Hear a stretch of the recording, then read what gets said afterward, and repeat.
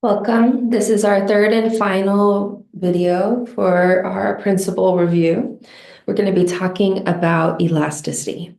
So elasticity is probably one of the more difficult concepts that you learn in principles, but it doesn't have to be, right? A lot of people get really confused and overwhelmed by it, often because it's taught with a focus on calculating elasticity. But what I want you to really think about when you hear the word elasticity is the word sensitivity, right? So what elasticity is showing us when it comes to supply or demand is how sensitive consumers and producers are to changes of price, changes in their income, or changes in the price of related goods, right? So how much do they adjust their quantity demanded and quantity supplied in response to a change in price, all right? So here's the math, right? But let's really try to focus on what the math is telling us. So we're starting with price elasticity of demand. So this looks at how quantity demanded changes in response to the change in the price of a good. So if we have a change in the price of tomatoes, price elasticity of demand tells us how much quantity demanded is going to change in response to that price. So it's just here we see in the fraction the percent change of quantity demanded over the percent change in the price. This value is always going to be negative because demand curves slope down, right? So that's why we use the absolute value when we are evaluating whether a curve is at a elastic point, a unit elastic point, or an inelastic point. All right, so if this value, the absolute value of elasticity of demand, is greater than 1, that means that our curve is elastic.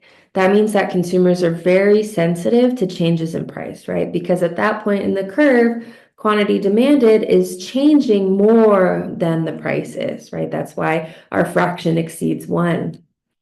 If that absolute value of price elasticity of demand is equal to 1, that means that we are at a unit elastic point in the curve. That means that quantity demanded is changing just as much as price is changing. And then lastly, if our absolute value of price elasticity of demand is between 0 and 1, that means that we're at an inelastic point of the curve. And that means that quantity demanded is changing less than the price is at that point. Okay. And keep in mind, these are always percent changes. Okay. Moving to price elasticity of supply, it's a similar concept. We're looking how quantity supplied changes in response to a change in the price.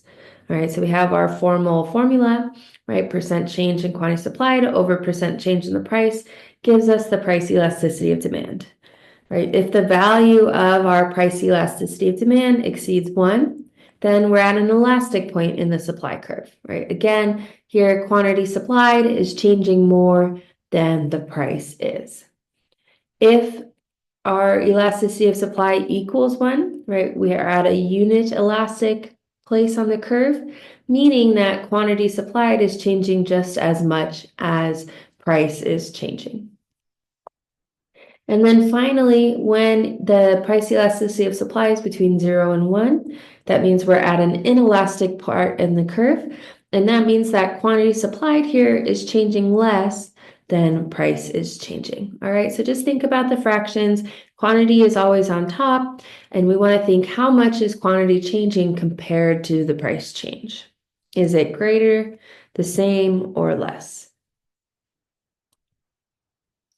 All right, so here we have a demand curve shown graphically, and you can see what I was alluding to in the previous slide, that elasticity varies along a curve.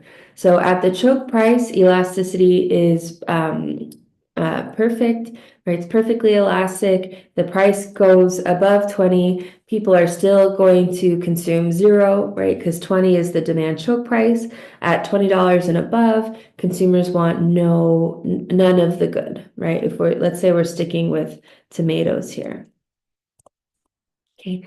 As the price falls, we move along our demand curve and we get into this elastic portion of the curve where we have quantity demanded changing much more than the price, right? So consumers are very responsive. They're very willing to increase the amount of tomatoes that they're consuming in response to the price. When we get to point B here at a price of 10, the demand curve is unit elastic, and the curves are unit elastic usually at a single point. All right, so at that point, the change in quantity demanded is going to be exactly equal to a change in the price. And then below that point, we get to the portion of the curve that is inelastic, right? Price has to change quite a bit for consumers to consume more, right? At this point, right, this look, let's say we're at a price of 5, they already have, 8 or 9 tomatoes, right? That's a lot of tomatoes, right? That price has to be pretty low for me to purchase more, right? They don't last forever. And then when we reach the horizontal axis, our demand curve becomes perfectly elastic, right? Consumers at a price of 0, they'll take as many tomatoes as they can get, okay? What this shows us is importantly that elasticity is distinct from the slope of the curve, right? And pictured here, we have a curve that is linear, right? So that means that the slope doesn't change across this entire curve, right? So the slope is constant. And this is the type of curve we are going to be primarily working with in this course. We're, for the most part, only going to see linear demand and supply curves. So it's helpful to know a formula that lets you calculate the elasticity of the curve when you have a linear curve, okay? So that formula we're going to use is here at the bottom, right? We say that the elasticity of demand is equal to 1 over the slope of the curve times the price over quantity, all right? And this is going to be the same for price elasticity of supply as well. We'll have 1 over the slope times price over quantity. So let's do an example here. Let me see if I can pull one out real quick. Okay. All right, so we're going to move over to our notebook.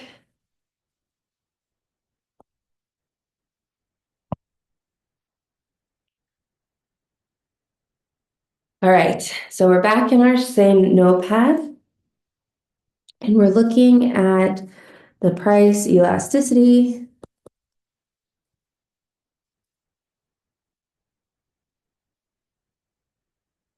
And we want to find our elasticity of our demand curve at different points. So we're going to work with the demand curve represented by the equation of quantity demanded equal to 360 minus 2 times the price. And we're going to use that formula we just saw where price elasticity of demand is equal to 1 over the slope times the price over the quantity.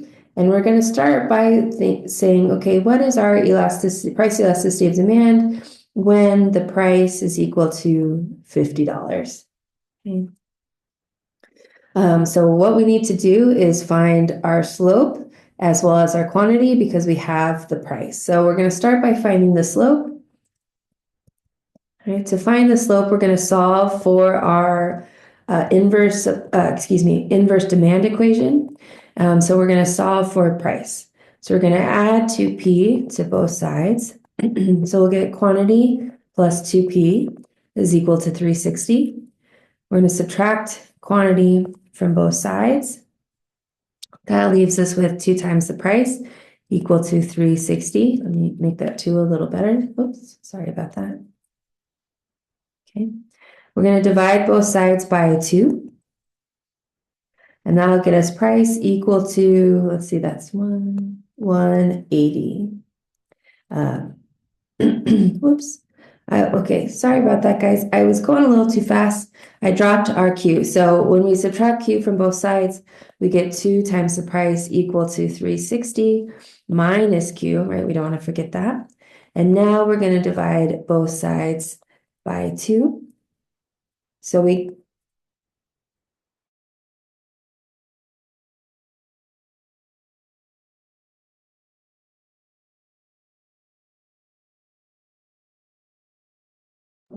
get our price is equal to 180 minus 1/2 times Q.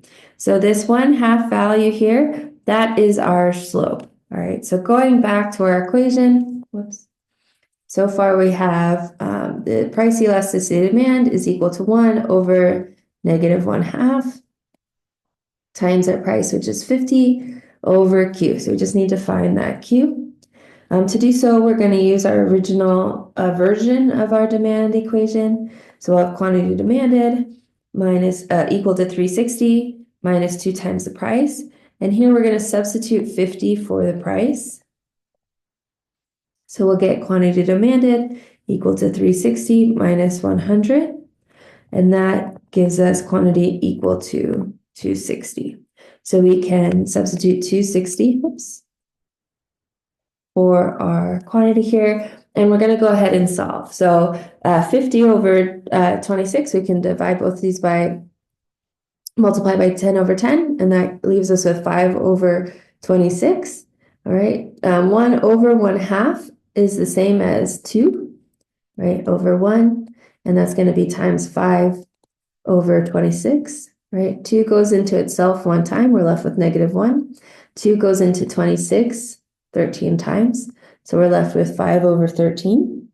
5 divided by 13 is going to equal 0.385, right? We've rounded to the nearest thousandth, and then we multiply all that by negative 1, so you get negative 0.385 and for our price elasticity of demand.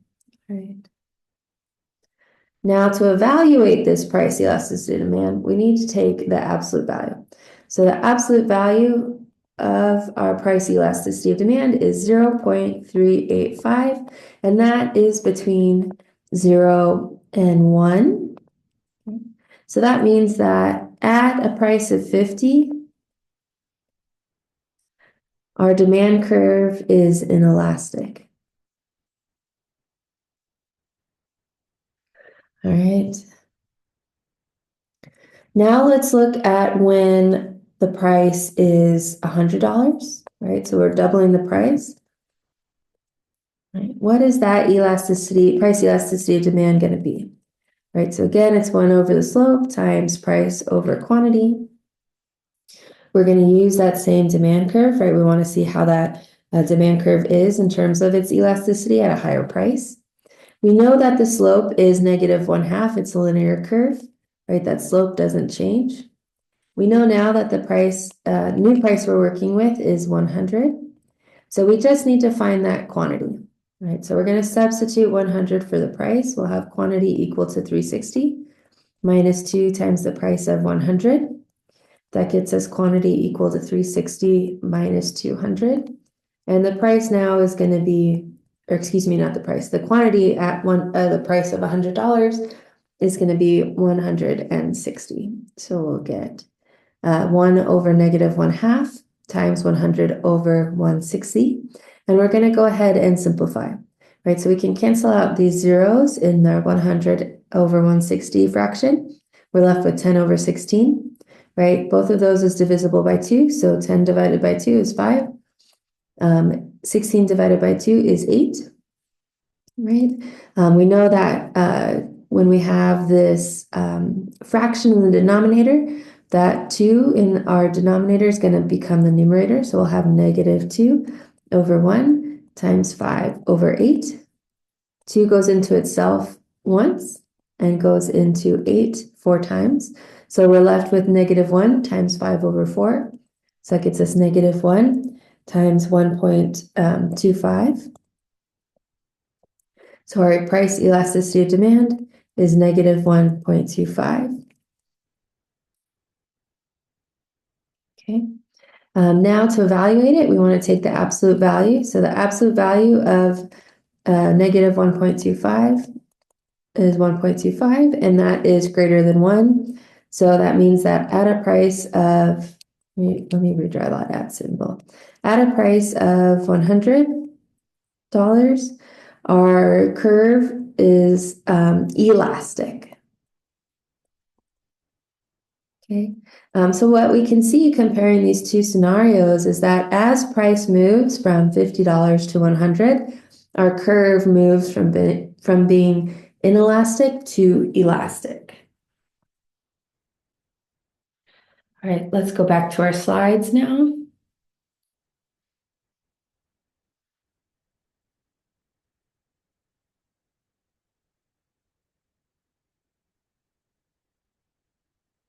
Moving forward, we've talked about how elasticity is just referring to the sensitivity of consumers and producers.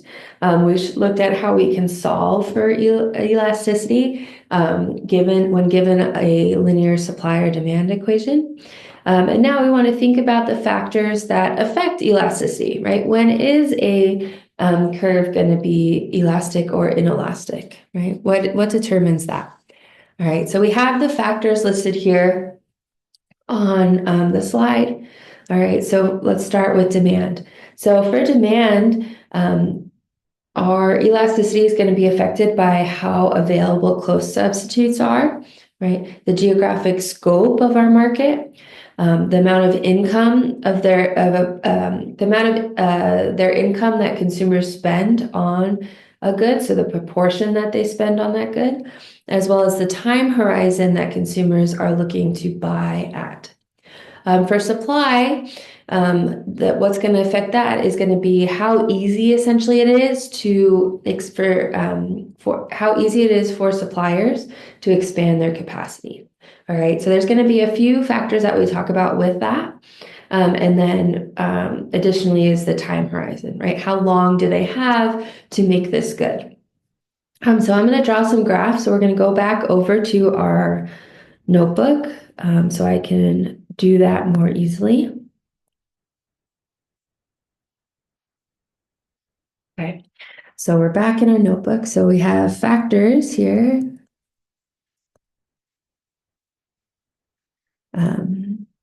Factors impacting price, elasticity of demand. So first, again, it's that availability of substitutes.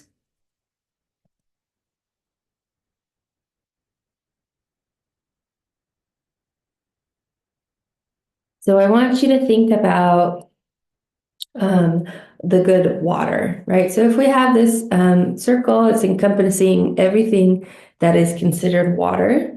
If we were to think about the substitutes available for water, there's not going to be many, right? It's going to be things like juice, beer, soda, right? Categorical things.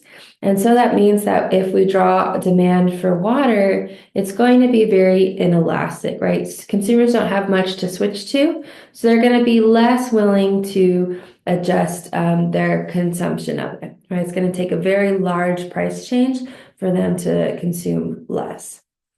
If instead we think about more specifically a brand of bottled water like Dasani, there are a ton of substitutes for Dasani, right? We can name any other bottled water brand. We can name, just the water fountain down the hall. We can talk about the different kinds of juices, the different kinds of sodas, right? The list goes on and on. So when we draw that demand curve for Dasani, it's going to be much more elastic because if the price goes up, consumers are getting out of there, right? They're switching to something else. The price of Dasani goes up, I'm going to switch over to Smart Water because it tastes better anyways, right? And so we can see the difference there. That availability of substitutes is determining how responsive consumers are going to be to changes in the price, right? We can also think about within this availability of substitutes, the scope, the geographic scope of our market. So if we're thinking about water again, but we have water just in San Marcos, right, the demand for that's going to be relatively elastic because if water in San Marcos becomes more costly, I'll just go over to Escondido, or I'll just purchase it from Escondido. I'll ship it up from San Diego. I'll ship it down from LA. I have a lot of options from where I can get my water. If instead we think about water in the world, that's, excuse me, that's a lot more restrictive, right? We're going to have a much more inelastic demand curve because currently we don't have interstellar trade. I can't purchase water from Mars, right? Can't purchase water from the moon. And so as the price of water in the world goes up, consumers are going to be much less responsive in changing how much they consume.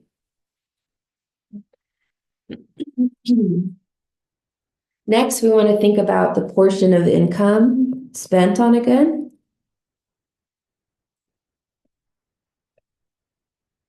And we're going to compare housing and salt.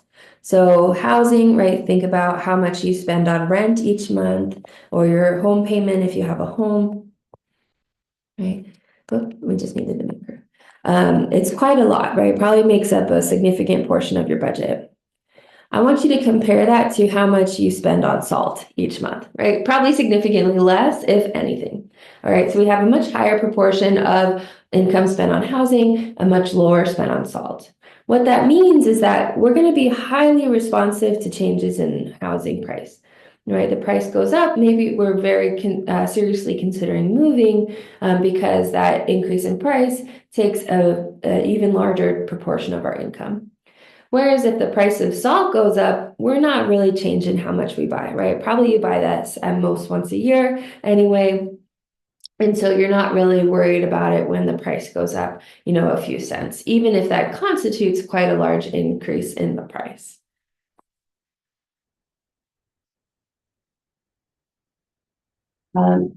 Next, we're going to look at time.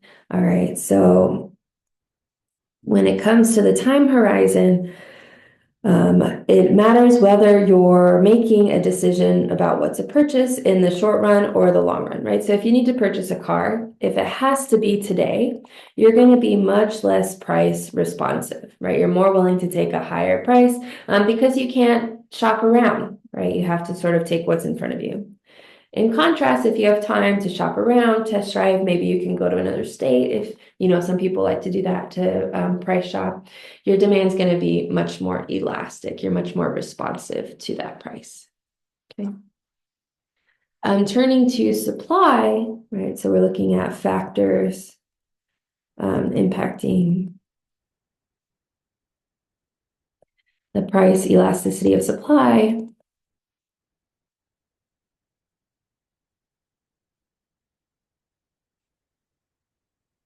We're focusing most on the factors, not factors, the cost of production.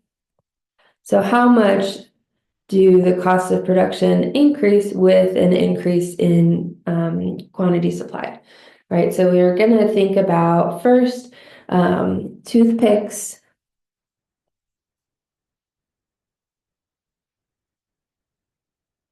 compared to paintings by dead artists.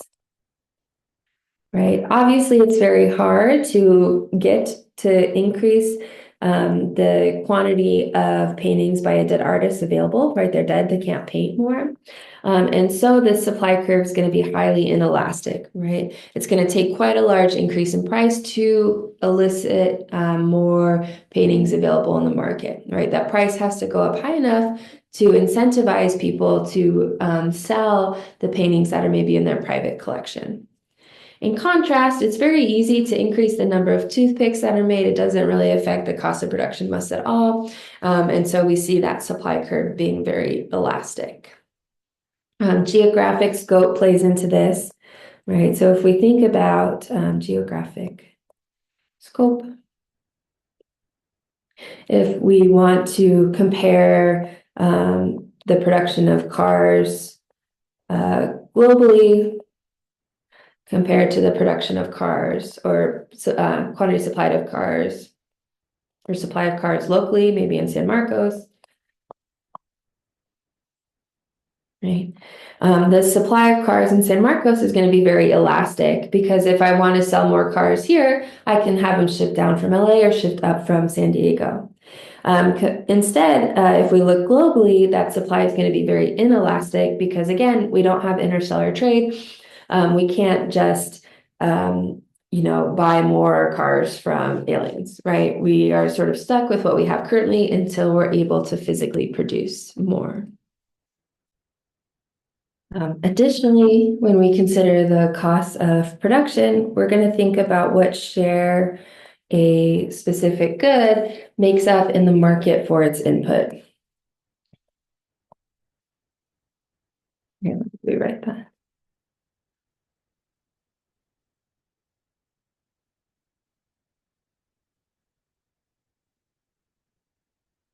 So we're going to think about cars compared to toothpicks. All right, so when we're thinking about cars, the automobile industry makes up a much larger proportion of the steel market than the toothpick producers make in the wood market, right? So if all the car manufacturers are trying to produce more cars, that's going to drive up the price for steel, and so make increasing the amount of cars more difficult, right? Increasing that quantity supplied more difficult. And so the supply of cars is going to be much more inelastic than compared to the supply of toothpicks, which will be very elastic, right? Toothpick producers could basically double their production without affecting the price of wood at all. And then our last factor here we're going to think about is time, right? So when it comes to time horizon, the less time that a producer has to create something, the more inelastic that supply is, right? So let's think about a farmer. So in the short run, right, in the immediacy, if a farmer wants to, say, grow more corn, it's going to be really, really hard, right? They've already used all their land likely for other crops. And they're going to have to be really creative, otherwise it might be impossible, right? But if they have a whole year, right, they can just plant more seeds, take more of that acreage for corn, and it's much easier for them, much less costly, to increase the amount of corn that they are yielding. Right. Okay. So now that we've covered the factors that impact price elasticity of supply and demand, we're going to turn to look at the two extremes in elasticity. First, perfectly inelastic demand and supply curves, and then perfectly elastic demand and supply curves. Right, so you can see here pictured a perfectly inelastic curve. You can remember this is inelastic because it looks kind of like an eye, right, if we were to draw the top and bottom there. All right, so with this perfectly inelastic curve, what that means is that quantity demanded or supplied doesn't change regardless of how the price changes, right? Price goes up, that quantity is going to stay the same. Price goes down, quantity stays the same, all right? Land is often modeled this way when we're thinking in the short run, right? We can't expand the amount of land available immediately, but there are some methods for doing that, right? I believe it's in China where they've added sand to the coast and expanded land that way. There are also methods of using reefs, coral reefs, to produce more land. So it is possible, right? Additionally, we might reclaim land that's been used for other purposes, or maybe even figure out a way to build up, right? So that land is in the long run something we can change, but in the short run, we can't really.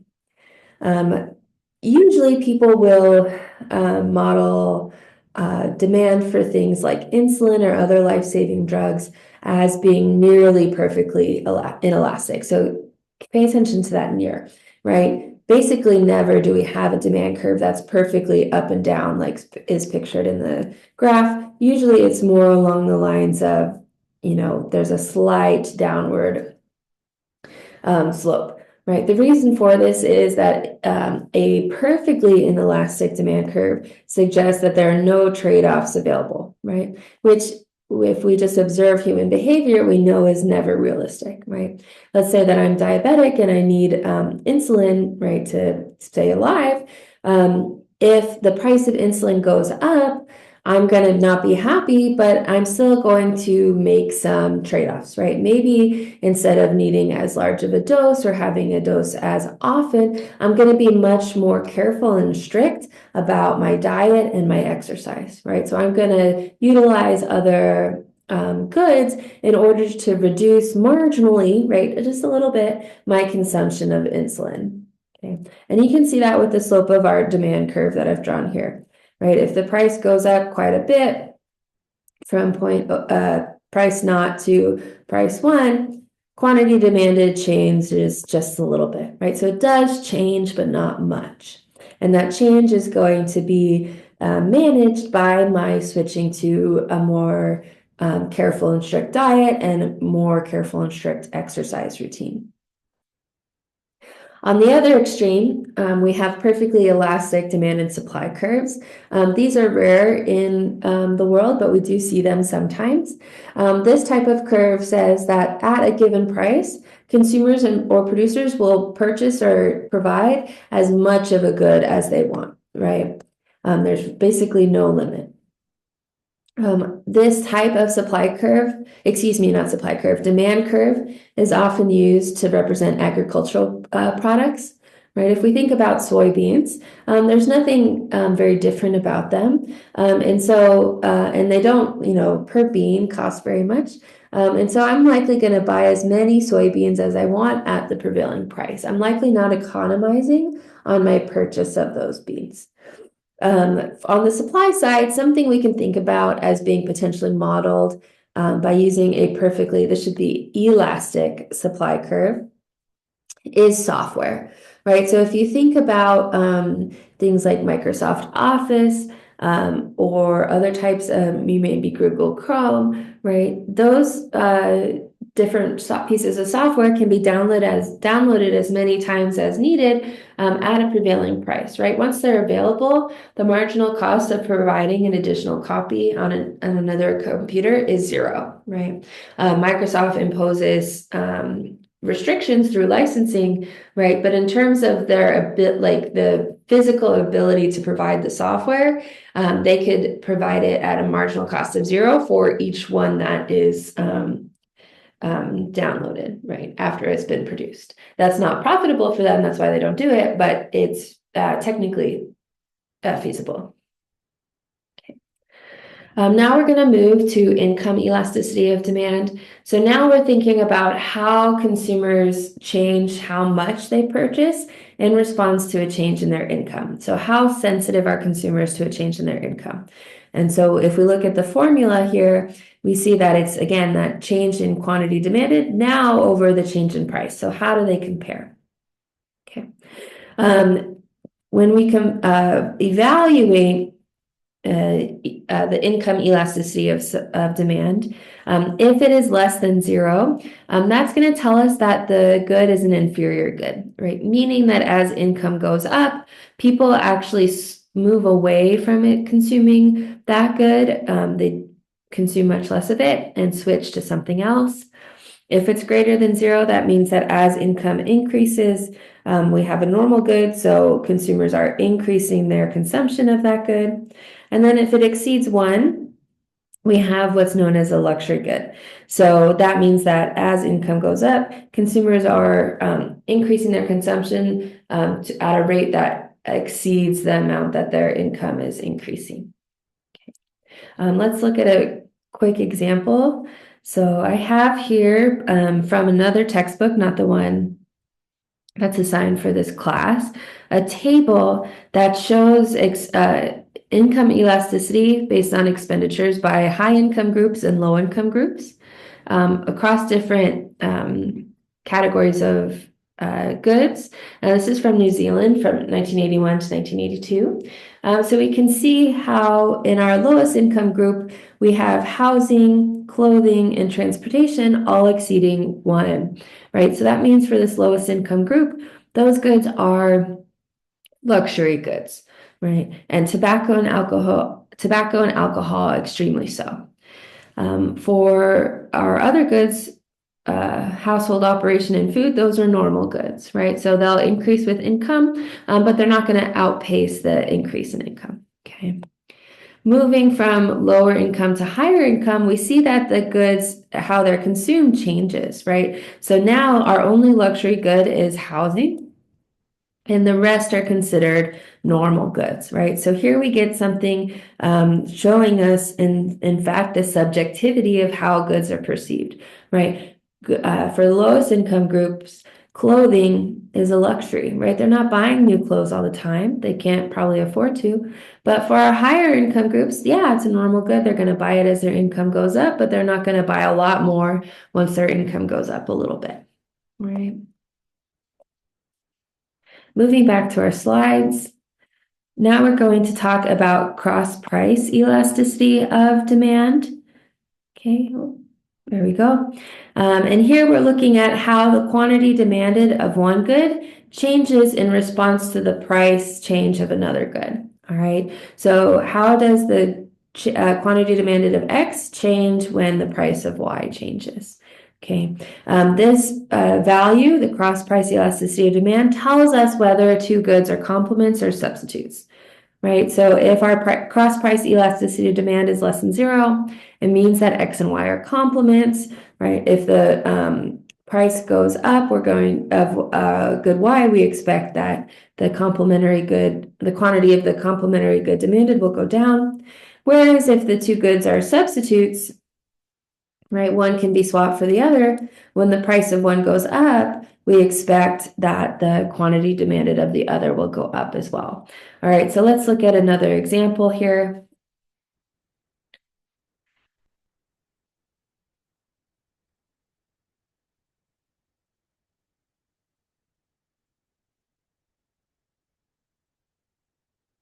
All right, here we go. So this again is pulled from that same textbook as our example about income, elasticity of demand.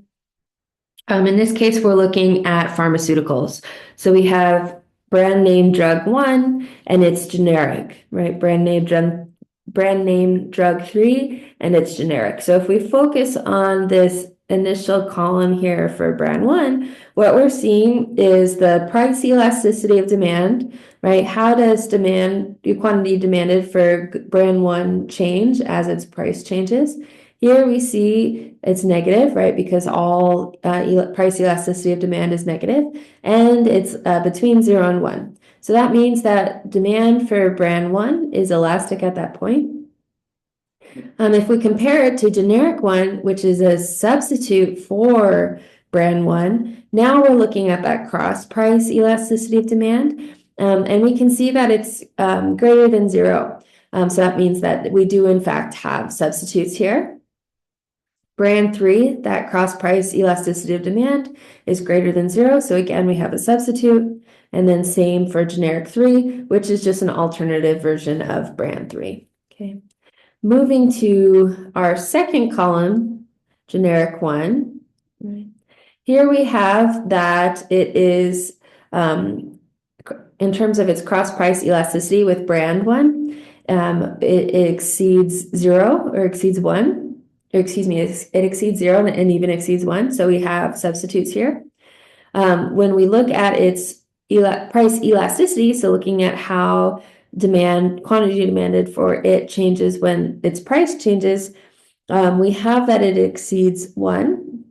And so this is very elastic, right? Consumers are very responsive to changes in the price of the generic, right? And it, just like brand 1, is a substitute for brand 3 and generic 3, right? Both of those cross price elasticities are greater than 0. All right, moving to brand 3. We see that for brand 1 and brand 1 and generic 1, the cross price elasticity is less than 0. So that's telling us that consumers who use this pharmaceutical are seeing those as complementary goods, not substitutes, right? So as the price of brand 3 of the brand 1 increases, consumers are purchasing less of brand 3, right? We see that brand 3 has a very large price elasticity of demand. So our price elasticity of demand there is very elastic. Consumers move away from using brand 3 very quickly as the price goes up. And for our generic 3, that cross price elasticity of demand is positive, meaning that brand 3 and generic 3 are substitutes. All right, our last column here, we have our last pharmaceutical, generic 3. We see that just like for brand 3, for brand 1 and generic 1, these are complements for people who are taking generic 3. Brand 3 is a substitute since that cross price elasticity is greater than 0. It's positive. And we see that because the price elasticity is very large for generic 3, that again, this is a very elastic demand, right? Consumers are very responsive to price.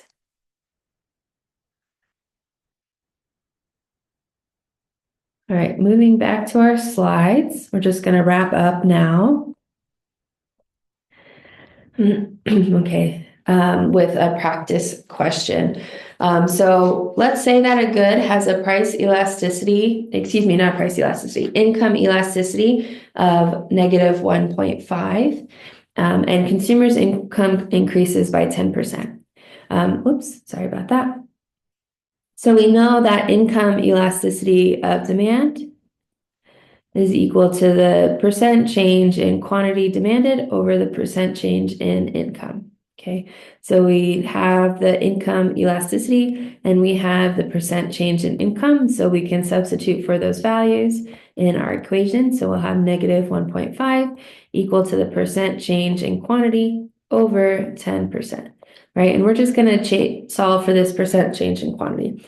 So we're going to multiply both sides by 10%.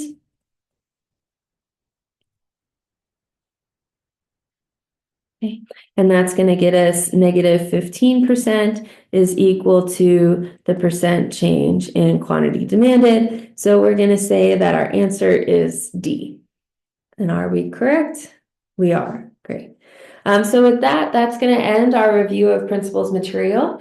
In this set of slides across the 3 lecture videos, we reviewed the fundamentals of supply and demand, market equilibrium, and elasticity. And the mathematical skills required included basic algebra and solving systems of equations. So in class, we will go over any questions you have and do some additional practice problems.